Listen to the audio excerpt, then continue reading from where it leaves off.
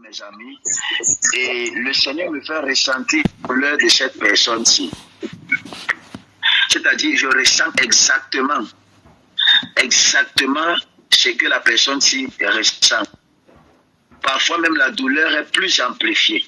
Si par exemple, disons par exemple que Olga par exemple a une douleur au niveau du bas-ventre et que le Seigneur veut me faire connaître sa douleur, le Seigneur va me faire ressentir sa douleur 2 fois plus et je pourrais décrire exactement ce qu'elle est en train de ressentir. C'est-à-dire quand vous entendez par exemple un homme de Dieu dire il y a quelqu'un ici qui a mal à ce niveau, il y a quelqu'un ici, tu as mal à ce niveau, si tu as mal au bas-ventre. Et c'est comme ça. Mes amis, c'est tout simplement pourquoi. C'est parce que la personne ressent la douleur, la même douleur. Quand la Bible déclare que Jésus-Christ fut ému de compassion, c'est parce qu'il ressentait ce que les autres ressentaient. Donc je ressens ta douleur et au travers de la parole de connaissance, en fait, Dieu me fait connaître ce par quoi tu es en train de passer. Je ne sais pas si on comprend. Donc, à chaque fois donc, que je prie pour vous, je porte vos fardeaux et je ressens vos poids. Parfois, je vis vos batailles.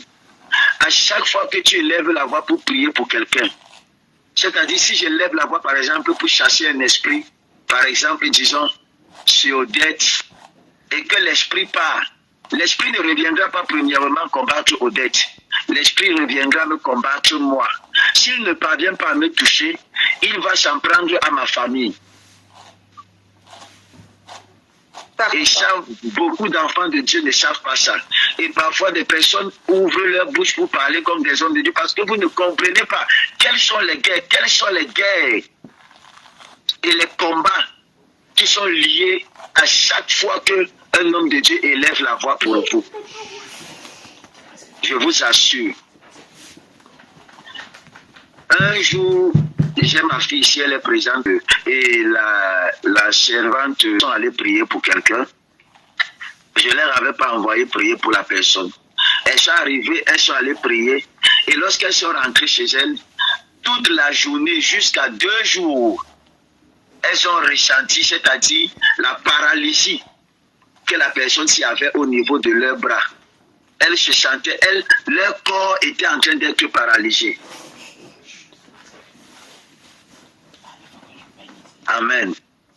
Ça veut dire que le plus souvent, si tu vas prier pour quelqu'un et que tu n'as pas une grâce supérieure, tu vas te mettre en train de vivre ce que la personne est en train de vivre. C'est comme ça que le spirituel fonctionne. Je te transfère la grâce que j'ai et je prends les combats que tu as. C'est pourquoi lorsque, par exemple, l'Éternel donne un principe qui doit être honoré, vous n'honorez pas. Il y a beaucoup d'hommes de Dieu qui sont morts aujourd'hui, que ce sont les guerres et les combats des familles pour lesquels ils ont prié.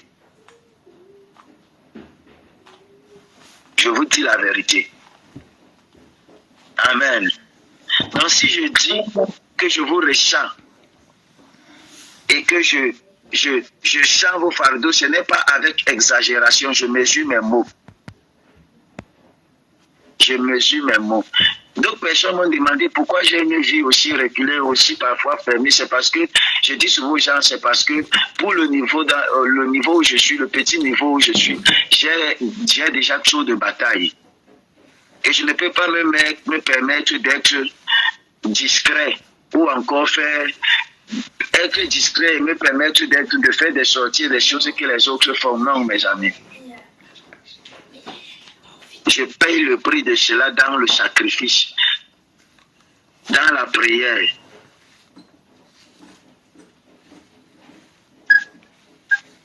Que le Seigneur Jésus-Christ vous bénisse. C'était pas pour vous faire peur, c'était pour vous partager le plaisir. Pour moi, c'est un plaisir. C'est un plaisir, vous ne pouvez même pas imaginer. J'ai le meilleur moment de ma vie. Je le dis en toute franchise et en toute sincérité. Le meilleur moment de ma vie, c'est lorsque je suis en train de prier pour quelqu'un ou lorsque je suis en train de prêcher l'évangile. C'est le meilleur moment de ma vie. Le meilleur moment de ma vie, c'est lorsque je vois une âme convertie. C'est la plus grande joie. Mes amis, prenez-moi l'argent, prenez mon argent, prenez mes biens, prenez, je ne sais pas pourquoi, mes amis, mais laissez-moi ce plaisir-ci de prêcher Jésus-Christ. On peut tout m'enlever, mais qu'on ne m'enlève pas la grâce de prêcher Jésus. On ne m'enlève pas le privilège de parler de Jésus aux gens. On ne m'enlève pas le privilège d'annoncer Jésus et de prier pour les gens. Mes amis, je vous assure, c'est le plus grand privilège. Seigneur, le ciel m'est témoin. C'est mon bonheur, c'est mon plaisir. C'est ma joie. Parfois, mes amis, il y a des personnes qui me demandent souvent, mais tu es malade, reste hospitalisé, et tout. Je leur dis que vous ne comprenez pas, mes amis. Vous ne pouvez pas comprendre ce que je ressens. Vous ne pouvez pas comprendre. I am a Wafa, je suis un guerrier. Et je suis appelé à faire les guerres de l'Éternel. Vous et moi, nous, ceux qui sont appelés là, les personnes qui sont appelées, qui sont connectées, comprennent un peu ce que je suis en train de parler et ce que je suis en train de partager. Vérité, Daddy. Vous comprenez un peu. Ceux qui sont appelés comprennent un peu ce poids-là. Prier pour quelqu'un, mes amis, c'est un plaisir. Vous voyez, quand vous ne savez pas, lorsque vous voyez le sourire dans la vie de quelqu'un qui était rempli de tristesse, vous voyez la personne reprendre vie. Quand la personne était sur le point de tout abandonner, vous voyez comment sa vie est en train de reprendre. C'est une joie, même l'argent, tout l'or du monde ne suffirait, mes amis. Je le dis aux gens, on ne peut pas payer un homme de Dieu. On ne peut pas. Vous ne pouvez pas payer un homme de Dieu. Aucun gouvernement. Aucun. Amen. Donc c'est un plaisir. C'est un plaisir lorsque, par exemple, je vois Flore, je vois la vie de Flore. Lorsque j'ai connu Flore, de là où elle était, comment est-ce qu'elle vivait. Et aujourd'hui, de chef d'entreprise, c'est une fierté pour moi de voir là où tu l'as prise, étant abandonnée. Lorsqu'elle était abandonnée par son mari avait pris une autre femme, et avec les enfants, elle n'avait même pas de quoi manger. Aujourd'hui, elle est PDG d'une entreprise, mes amis. Elle est une grande entrepreneuse et la main de l'Éternel est sur elle. C'est une joie, mes amis, de voir comment Jésus-Christ peut transformer la vie de certaines personnes en si peu de temps. C'est une joie, mes amis. C'est une joie de voir la vie des personnes qui sont sincères avec Christ, qui ne parvenaient pas à se lever dans la prière, se lever, commencer à prier. C'est une joie de voir comment des gens grandissent dans l'amour avec le Seigneur Jésus-Christ. Comment de voir, mes amis, je pourrais donner mon corps pour cela. Amen. I'm not a perfect man. Je ne suis pas parfait. Mais j'ai soif et je suis prêt à payer le prix fort. Aucun sacrifice n'est assez grand pour moi, vous le savez. Aucun sacrifice n'est assez grand pour moi, mes amis. Aucun. Et je prie que le Seigneur qui travaille en moi, je sais que je peux faire mieux. Je sais que je peux faire mieux. Avec vos prières, je serai la meilleure version de moi-même. Avec vos prières, je serai encore la meilleure version de moi-même. Amen.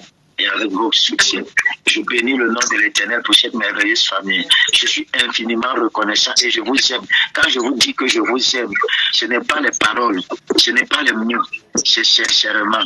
Je vous aime profondément de l'amour du Seigneur. Je vous aime, mes amis. Je vous aime. Pas d'un amour que le monde a connu. Je vous aime, mes amis. D'un amour profond. Je vous aime d'un amour sincère. Peu importe ce que l'Éternel me demande pour vous, je serai prêt à le faire. Parce que je vous aime. Ce n'est pas un amour qui est basé sur quelque chose. Je n'attends rien en retour. Je vous aime simplement parce que Dieu, lui, il m'a aimé et il ne m'a rien demandé en retour. Je vous aime. Amen. Amen. Tu es mon frère, tu es ma soeur. Cette chanson, je l'ai chantée en 2010 avec mon frère. On était tous abandonnés. Nous n'avions personne. nous dormions dans la rue. Lorsque le Seigneur m'a utilisé pour guérir le mari d'une femme qui souffrait du sida, en 2010, 2009, 2010, 2011, j'ai dormi en 2009 dans la rue, en 2010 dans la rue, en début année 2011 dans la rue.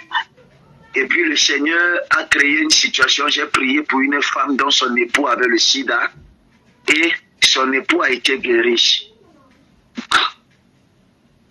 Elle a mis une maison à notre disposition.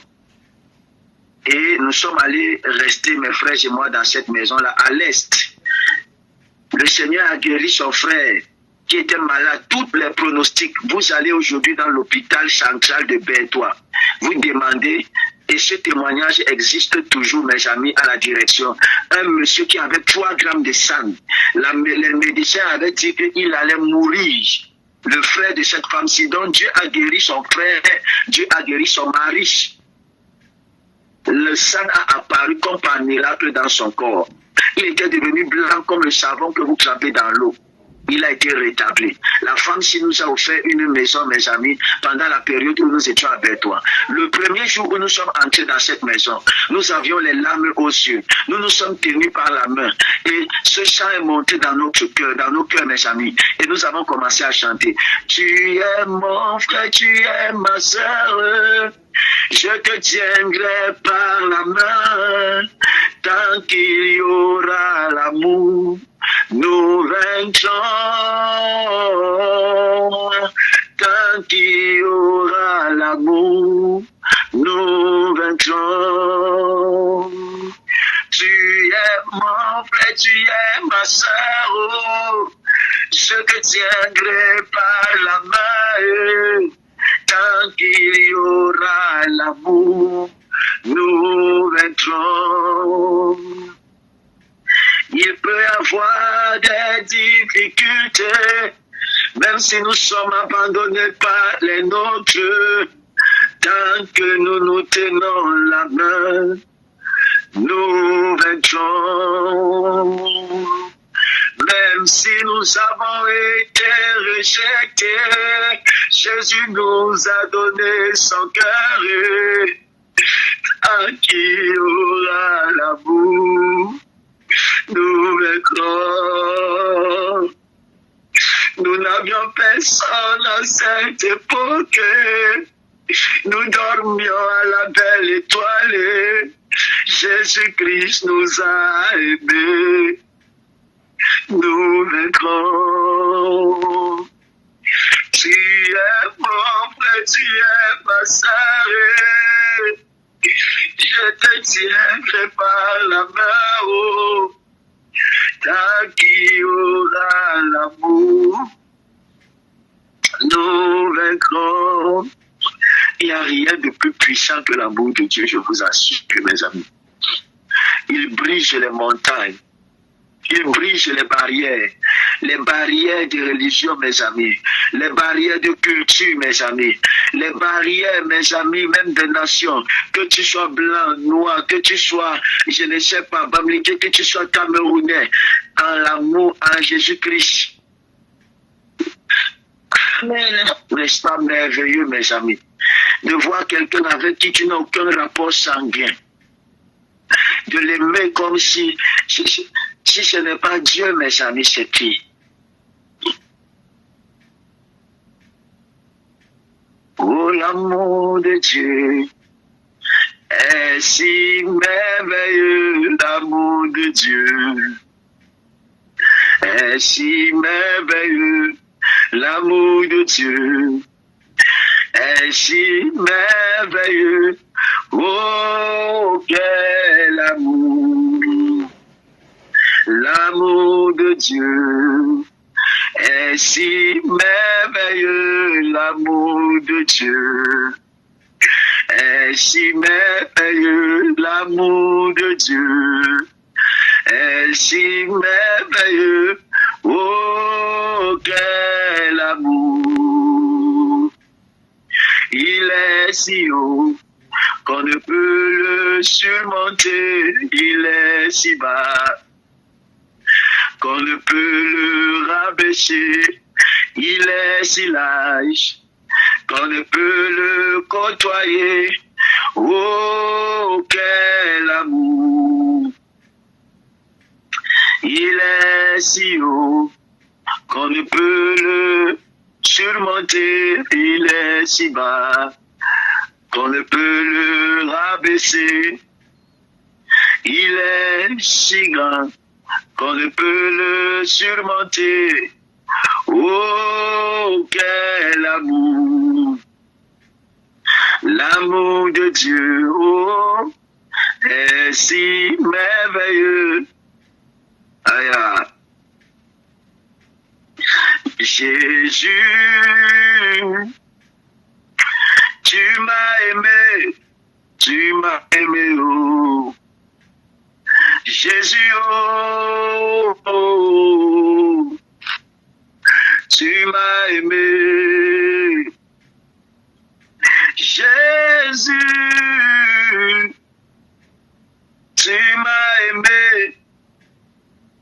tu m'as aimé, oh.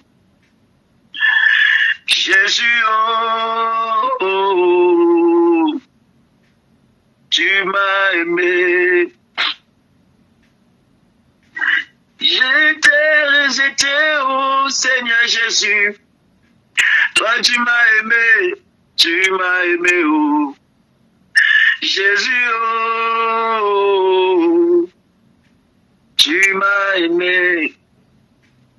Est-ce que tu te souviens du jour où tu l'as accepté dans ta vie? Est-ce que tu te souviens du jour où tu l'as reçu dans ta vie? Tu as commencé à être incompris par ton entourage.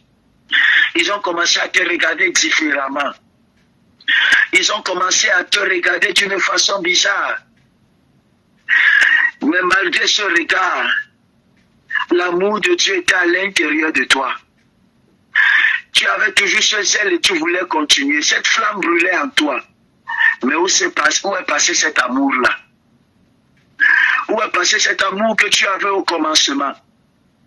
Où est passé cet amour qui te faisait sourire même quand tu étais seul? Où est cet amour qui te faisait sourire même quand tu avais faim? Où est cet amour qui te faisait aimer Dieu sans que tu n'aies rien? Même quand tu étais abandonné, rejeté. Même quand les gens t'avaient tourné le dos. Où est passé cet amour? Est-ce que tu te souviens de comment ton cœur brûlait pour Jésus? C'est de cet amour-là que je parle. Est-ce que tu te souviens, frère? Est-ce que tu te souviens, Geneviève? Est-ce que tu te souviens? Est-ce que tu te souviens du premier jour? Comment est-ce que ton cœur était rempli de joie, Geneviève? Comment est-ce que ton cœur était rempli de joie? Hein, Déborah, est-ce que tu te souviens de ce jour, Déborah? Est-ce que tu te souviens de ce jour où tu as eu l'impression que tu te connectais? Est-ce que tu te souviens de ce jour? Est-ce que tu te souviens, Nadine? Est-ce que tu te souviens de ce jour, Brigitte? Est-ce que vous vous souvenez, Aurel? Est-ce que tu te souviens, Yolande? Est-ce que tu te souviens? Élise, Solange, est-ce que vous vous souvenez, Abigail? Est-ce que tu te souviens? Cet amour de ce premier jour, j'avais l'impression que mes pieds ne touchaient pas le sol. J'avais l'impression, mes amis, j'étais entré dans un univers. J'avais simplement envie d'être dans sa présence. Un peu comme la servante Evelyne m'a dit, j'ai seulement envie d'être dans cette présence-là. Dernièrement, nous étions en train de prier. Après, elle a dit, j'ai perdu le sommeil. Je veux seulement être dans sa présence. Seulement. C'est un bonheur. Que cet amour grandisse en nous. Amen. Que cet amour grandisse en nous, mes amis. Que cet amour grandisse en nous dans le nom puissant et précieux de Jésus-Christ. Amen. Oh. Amen. Ah, l'amour, pas simplement des biens, mes amis, mais l'amour de ton frère, l'amour de ta soeur, l'amour sincère, sans hypocrisie, sans pensée contraire. Aimez-vous les uns les autres comme je vous ai aimé. Amen. Jésus-Christ nous a aimés sans fondement. Il nous a aimés, pas parce qu'il avait besoin que nous l'aimions, Il nous a aimés avant que nous n'apprenions même et que nous ne comprenions même qu'est-ce que c'était ou qu'est-ce que c'est l'amour. Il nous a aimés lorsque nous étions en lui et que nous n'avons même pas encore la conscience de nous-mêmes. Il nous a aimés simplement parce que sa nature, c'est l'amour. C'est cet amour-là que l'Éternel demande. Il dit dans le livre de Corinthiens, mes amis, que l'amour ne soupçonne pas le mal. L'amour excuse tout. L'amour pardonne tout. L'amour croit tout. L'amour supporte tout. Quelqu'un m'a demandé un jour, mais homme de Dieu, toi tu ne te fâches jamais. Tu es toujours en train de sourire. Tu es toujours en train de rire. Qu'est-ce qui ne va pas? On ne sait pas quand tu as des problèmes. On ne sait même pas. Même quand nous on t'offense, nous nos frères on t'offense. C'est toi qui viens nous embrasser, mes amis, parce que l'Éternel m'a fait ressentir la chaleur de son cœur. L'Éternel m'a fait ressentir la chaleur de son cœur. Alors lorsque je vois des hommes, je vous dis la vérité. Quand un homme pose une action devant moi, je ne vois pas l'homme qui a posé, je vois l'esprit qui est derrière. J'aime l'homme et j'ai un problème avec l'esprit derrière. Je prie contre l'esprit qui est derrière, qui a motivé, qui a poussé et qui a manipulé, fait en sorte que mon frère pose le geste. Mais j'embrasse mon frère. J'embrasse. Je ne vais jamais détester quelqu'un. Je ne sais même pas si je vais penser à ça un jour, mes amis. Que Dieu nous donne cet amour. Amen. Que Dieu nous donne cet amour. Cette profondeur, cette sincérité, cet amour sincère, sans juger, sans haïr, sans vouloir le mal, sans préjuger. Que le Seigneur nous donne de nous aimer sincèrement. Disparu dans le corps de Christ, mes amis, ça a disparu. Ça a disparu, mes amis. Ça a disparu.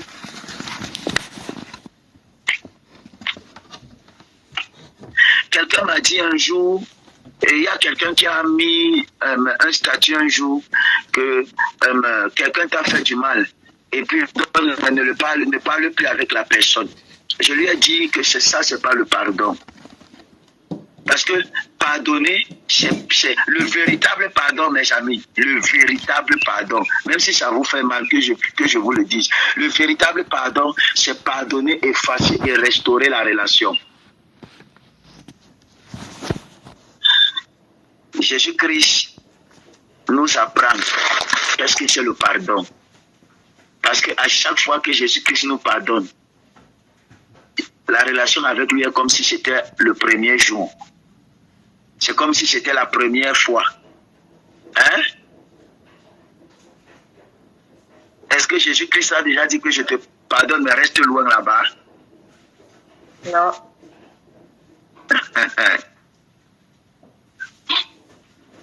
Un jour, nous étions en pleine émission, demandez même au prophète Stéphane Messina, à la 3e édition de Prayer for the Nation. Le Seigneur m'avait donné une vision claire. Je me suis levé, mes amis, et j'ai partagé la vision que tout le monde a confirmé. Et puis, un de nos aînés est venu prendre la parole. Il m'a reproché en public, pendant qu'il était en train de me reprocher. Je me suis levé en pleurs. Je suis allé l'embrasser devant tout le monde. Lui-même, il était dépassé. Il ne s'attendait pas à ça. Sur le champ, lui-même, il a fondu en larmes. Il m'a serré tellement fort. À la fin du programme, tous les frères sont venus vers moi. Ils ont dit, homme de Dieu, nous te le disons en toute sincérité. Si c'était nous, on devait sortir de la salle ou on devait répondre sur le champ.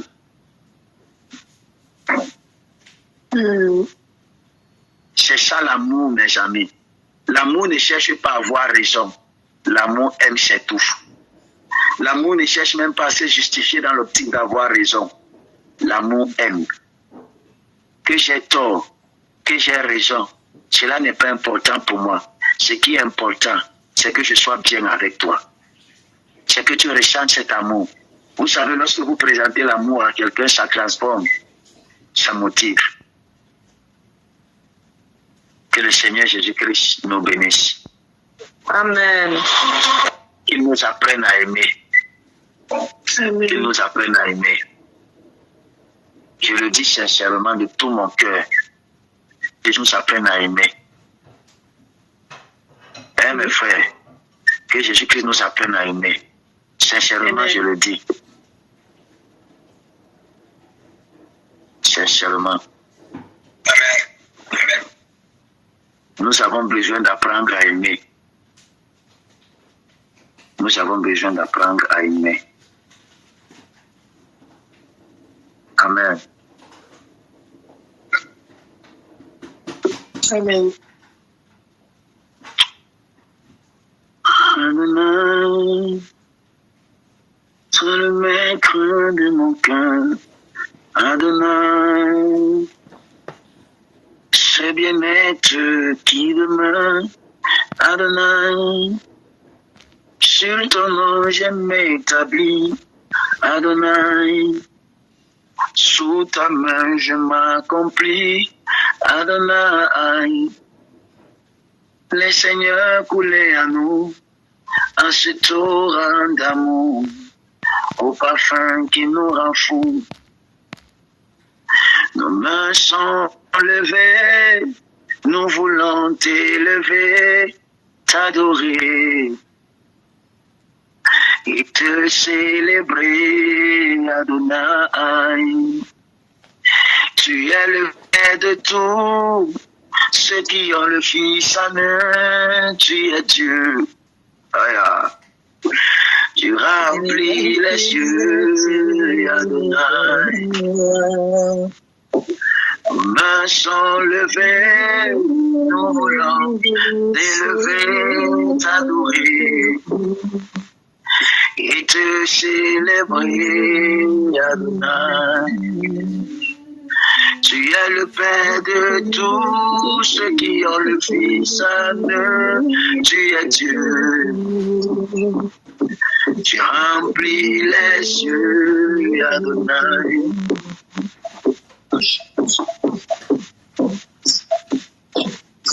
Très rapidement, nous allons partager la parole, s'il vous plaît. Amen. Jean chapitre 14. Aïe, aïe, aïe, oh, aïe. Sabaoth des femmes à cause. Jean chapitre 14, verset 1er. Que votre cœur ne se trouble point. Croyez en moi et croyez en Dieu autant pour moi. Croyez en moi. Jean chapitre 14, verset 7. Si vous me connaissiez, vous connaîtriez aussi mon Père. Et dès maintenant, vous le connaissez et vous l'avez vu. Père, je bénis ton nom pour ta parole. Qu'il me soit permis de la transmettre dans toute sa véracité. Permets-moi de décroître afin que tu croisses, que la gloire et l'honneur te reviennent. Au nom précieux de Jésus-Christ. Amen. J'aimerais très rapidement et en quelques mots te parler sur le thème « Quand Jésus devient réel ». Dis avec moi « Quand Jésus devient réel ». Quand Jésus devient réel. Ce matin, hier, nous avons parlé de construire ton âge pour sauver ta famille. À minuit, ce matin, cet après-midi, j'aimerais parler avec vous sur le thème « Quand Jésus devient réel ». Chers frères et sœurs, cet après-midi, c'est un rappel. Je suis venu, mes amis, nous rappeler une vérité essentielle, une vérité fondamentale. Là où la voix de Dieu s'éteint, toutes les autres voix prennent dessus, mes amis. J'aimerais que tu saches et que tu comprennes que là où la voix de Dieu s'éteint, toutes les autres voix prennent le dessus. Toutes les autres voix, sans aucune exception, la voix de Satan, la voix de la séduction, la voix de la confusion, la voix de l'orgueil, la voix de la convoitise, elles grandissent là où la voix de Dieu, là où la voix de Jésus n'est plus écoutée. Amen. Là où la voix de Dieu s'éteint, toutes ces autres voix-là grandissent. Toutes ces autres voix, la voix de l'orgueil, la voix de la chair, la voix, mes amis, de la perdition, la voix du péché, toutes ces voix grandissent là où la voix de Jésus-Christ ne se fait plus entendre. C'est pourquoi il est très essentiel, très nécessaire pour vous et pour moi en tant qu'enfant de Dieu de veiller à ce que la voix de Jésus-Christ soit toujours présente. Il est vital, mes amis, pour vous et moi de crier: Seigneur, restaure ta voix dans ma vie. Seigneur, restaure ta voix dans ma vie. Seigneur, est-ce que l'on peut mettre son micro? Laura peut mettre son micro. Seigneur, restaure ta voix dans ma vie. C'est très important, mes amis, pour vous et pour moi, mes amis. Ta voix supplie du cœur. Amen. Pourquoi? Parce que cette voix est une lampe à nos pieds, mes amis. La voix de Dieu est une lampe à nos pieds. Est-ce que Laura peut mettre son micro? Merci bien, que Dieu te bénisse. La voix de l'Éternel est très essentielle, mes amis. Elle est une lampe à nos pieds. Elle est le chemin qui nous empêche de tomber dans l'erreur. Elle nous avertit, mes amis, dans les petites choses. Ne reste pas debout trop tard. Détourne-toi, détourne ton regard de cette image. Ferme cette porte avant que le mal n'entre. Ne fais pas ceci, ne fais pas ça. Lorsque la voix de l'Éternel est présente, elle nous garde du danger. Elle nous garde de commettre des erreurs. Elle nous garde de tomber dans le piège de l'ennemi. Elle nous protège, elle nous évite, mes amis, de faire beaucoup de choses. Mais si la voix de l'Éternel, qui est aussi parfois la voix de notre conscience, était dans nos vies, mes amis, nous allons commettre des gaffes. Il y aura plus de restreintes, il y aura plus de voix pour nous dire que ne fais pas ça. Lorsque la voix de l'Éternel est présente dans ta vie, elle te lève la nuit pour la prière. Elle te lève, elle te réveille, elle te dit: va ici, non, ne pars pas ici. Fais comme ça, non, ne fais pas comme ça. Cette voix-là est présente dans notre cœur, dans notre vie. Elle est présente, elle est puissante. Et à plus nous passons le temps dans la présence de Dieu, plus la conscience, nous avons conscience de la présence du Seigneur Jésus-Christ. Plus nous grandissons dans sa présence, plus cette voix grandit en nous. Plus nous grandissons dans sa présence, plus cette voix grandit en nous. Et plus cette voix grandit en nous, plus, mes amis, nous apprenons à marcher avec cette voix. Plus nous évitons certaines guerres, certains combats, certains défis, certaines difficultés, certains combats que nous avons. C'est tout simplement parce que la voix de Dieu a cessé de nous parler. Amen. Beaucoup d'entre nous, bien-aimés dans le Seigneur, se sont endormis spirituellement. Beaucoup d'entre nous, bien-aimés dans le Seigneur, ont le sommeil spirituel. Nous sommes là dans l'église, mais dans un sommeil profond. Vous savez, mes amis, ce que se cache derrière le sommeil, mes amis, derrière la séduction. Celui qui dort rêve. Il croit voir la vérité, mais il est trompé par une illusion. Celui qui dort rêve. Il voit la vérité, mais il est trompé par une illusion. Voilà pourquoi certains vivent dans le péché et pensent être encore debout. Voilà pourquoi d'autres parlent de Jésus, mais sans jamais le manifester. Tout simplement parce que ces personnes sont dans le sommeil. Écoutez-moi bien, mes amis. Le réveil, ce n'est pas une doctrine. Écoutez-moi parfaitement. Je suis en train de vous parler, je tire mon oreille comme si vous étiez en train de me voir. Mais que je tire mon oreille, laissez-moi la tirer, mes amis. Le réveil n'est pas une ambiance émotionnelle, mes amis. Le réveil, c'est pas quand Jésus-Christ devient réel. Mon ami, le réveil, c'est quand Jésus-Christ devient réel dans une vie. Quand Jésus n'est plus un concept, n'est plus une religion ou encore une simple histoire racontée à l'église, mais qu'il devient ta respiration, ton feu intérieur, ta passion vivante. Lorsque tu parviens, mon ami, à manifester Jésus-Christ corporellement, lorsqu'il n'est plus simplement dans un enseignement, mais que tu deviens un enseignement, lorsqu'il n'est plus simplement un messager, mais que tu deviens le message, qu'il devient le message en toi. C'est lorsque Jésus-Christ devient réel, mes amis. Est-ce que je parle à quelqu'un? Contrairement à ce que beaucoup de personnes parlent, l'église de réveil n'est pas le rassemblement des personnes qui font beaucoup de bruit sans porter du fruit. L'église de réveil, c'est le rassemblement des personnes qui sont mortes. Qui sont mortes. Qui ont accepté mourir et laisser Christ vivre au travers d'eux. Alakima, Amat Anete Prafi Sakatayaba, Oskomi Atadevalo.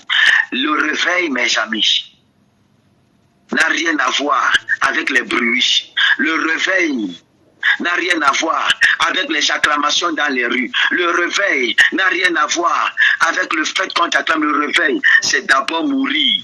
C'est d'abord faire l'expérience de la mort, afin que Jésus-Christ vive.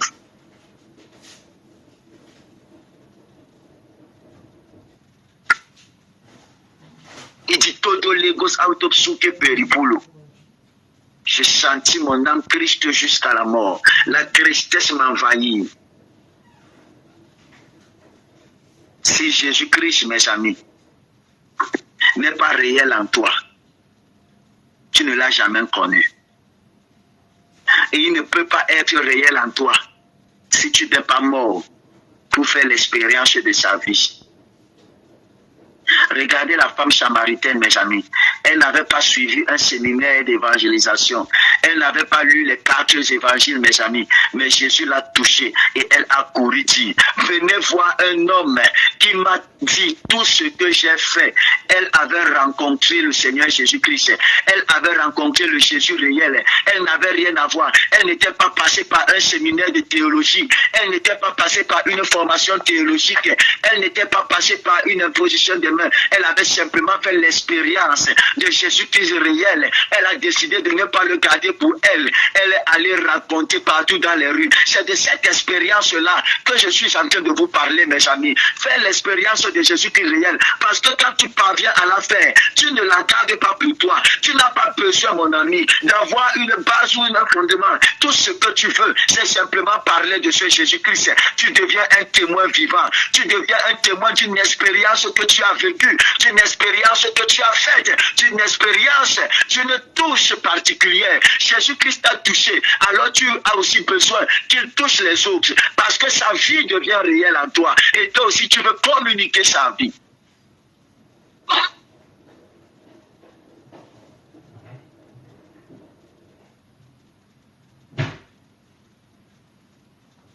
Am I talking to somebody in this afternoon? Amen, amen. Amen. La femme samaritaine, mes amis, elle n'a pas connu un séminaire, mes amis. On n'a pas dit que c'est comme ça, c'est comme ça, c'est comme ça. Elle partait simplement dire l'expérience qu'elle avait eue. Est-ce que tu sais que ton expérience peut être un point de conversion pour les autres? Ne manque pas de partager ton expérience, mon ami. Quand Jésus devient réel, tu n'as plus besoin de jouer un rôle. Quand Jésus-Christ devient réel, tu ne joues plus un rôle. Tu n'as plus besoin de forcer les mots. Sa présence se voit, elle se sent, elle se respire autour de toi. Quand Étienne était lapidé, mes amis, il voyait le ciel ouvert. Il ne voyait plus ses bourreaux, mes amis. Quand Zachée a rencontré Jésus, il n'a pas eu besoin d'un enseignement sur la restitution. Son cœur a été changé et il a dit, je rends le quadruple de ce que j'ai volé, mes amis. Voilà le réveil, mes amis. Quand Jésus devient si réel que ton orgueil disparaît, que ton péché perd son attrait, mon ami, que ton amertume s'efface, que même dans ta chambre, tu entends sa voix murmurer ton nom. Mon fils, ma fille, suis-moi. Quand Jésus-Christ devient réel. Est-ce que je peux monter? On peut, papa. Amen. Amen, amen. Est-ce que nous pouvons aller encore, mes amis? Le message de ce matin, cet après-midi, je me puise dans les entrailles de Christ. C'est un message réel. Je ne vous parle pas, mes amis, d'un enseignement. Je ne vous parle pas, mes amis, d'un enseignement théologique. Je vous parle d'une vie. Je vous parle d'une vie. Je vous parle d'une vie. Je vous parle d'une vie. Je vous parle d'une vie. Je parle de Jésus-Christ, mes amis. Je parle de Jésus-Christ. Je parle de Dieu. Je parle de Jésus. Je parle de Jésus-Christ. Lorsqu'il devient réel, lorsqu'il devient si réel que notre orgueil n'existe plus, lorsqu'il devient si réel que notre péché perd son pouvoir, lorsqu'il devient si réel que nos envies disparaissent, lorsque Jésus-Christ devient si réel, mes amis, si réel, lorsque Jésus-Christ devient si réel, mes amis. Oh my God. Oh my God. Lorsqu'il devient si réel que tu parviens à entendre sa voix, alors je vais te poser cette question. Est-ce que Jésus-Christ est réel pour toi? Est-ce qu'il est réel pour toi? Pas le Jésus de ton pasteur, pas le Jésus de ton père spirituel ou de ta mère spirituelle, mais le tien. Est-ce que sa voix domine sur toutes les autres voix dans ta vie? Ou bien est-ce que ce sont les voix du monde qui résonnent encore plus fort en toi? Est-ce que ce sont les voix du monde qui résonnent encore plus fort en toi? De telle sorte que tu n'es pas capable de te donner et de donner. Est-ce que Jésus-Christ est réel? Oh my goodness, je te pose cette question. Je ne suis pas venu dire est-ce que le Jésus du prophète Emmanuel est réel. Je suis venu dire est-ce que Jésus-Christ est réel dans ta vie. Le Jésus que toi-même tu as expérimenté. Le Jésus de ton expérience. Le Jésus de ton expérience.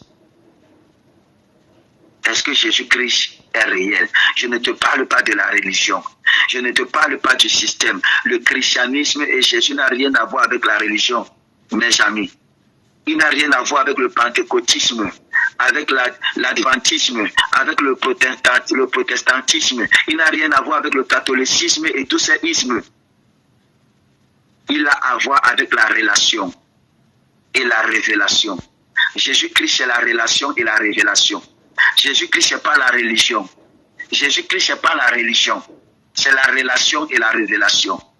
Je répète, Jésus-Christ, c'est pas la religion, c'est la relation et la révélation. Jésus-Christ, c'est pas la tradition. Jésus-Christ n'a rien à voir avec la tradition, n'a rien à voir avec la religion. Jésus-Christ, c'est la relation et la révélation. Amen.